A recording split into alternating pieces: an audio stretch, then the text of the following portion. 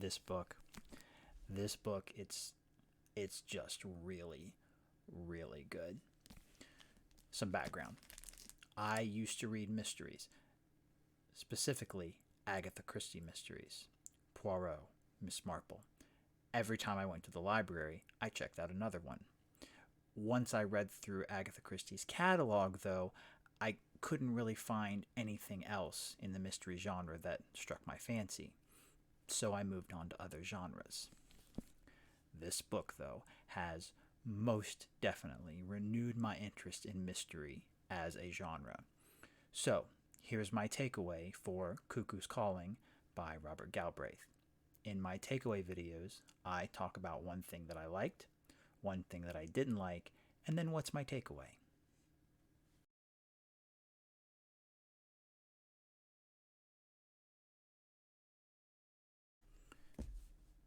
The quality of this book is it's on par with those Agatha Christie novels that I so used to love in terms of its characters, the mystery at the heart of the novel, and its prose. The detective in this novel, Cormoran Strike, he's every bit as alive and fleshed out as Poirot. He's clever, but flawed in ways that make him endearingly human. More than that, though, my favorite thing about Cormoran Strike is that he's not a beefed up action figure. While he is capable of physical violence, this is a cerebral character in a cerebral book. He's a detective solving a mystery, not a brawler beating confessions out of random mooks. The mystery itself is decently concocted, and while it will become apparent further into the story that not everything is as it seems, Galbraith does a fairly good job of keeping the reader guessing right up until the big reveal. However, the most standout aspect of this book in terms of its old school quality is the writing. The prose here is absolutely masterful, evocative, absorbing. It doesn't have that plotting, and then he did this, and then he did this, and then he did this nature of other modern books I have read in this genre. It simply works. It flows on a genre level as well as on a literary level.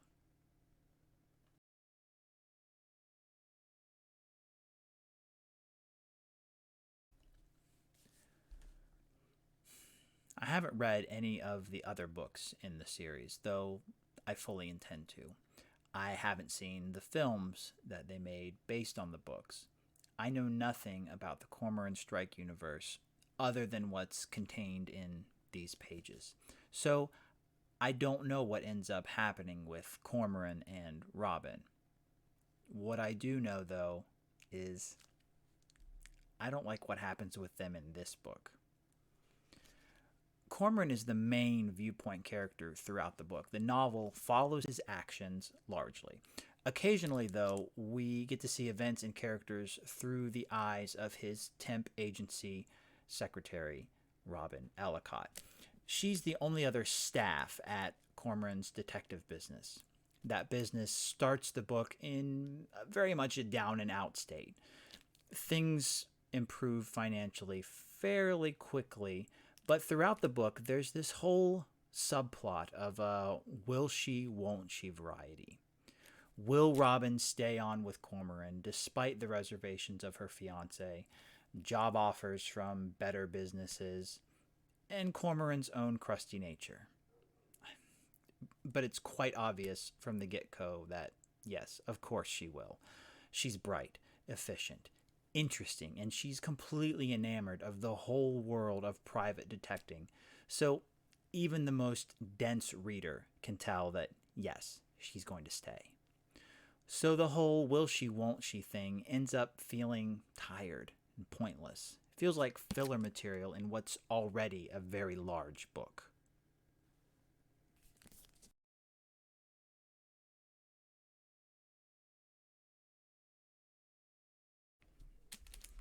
I really liked this book, in case you couldn't tell. It reminded me favorably of some of the better books in this genre that I have read.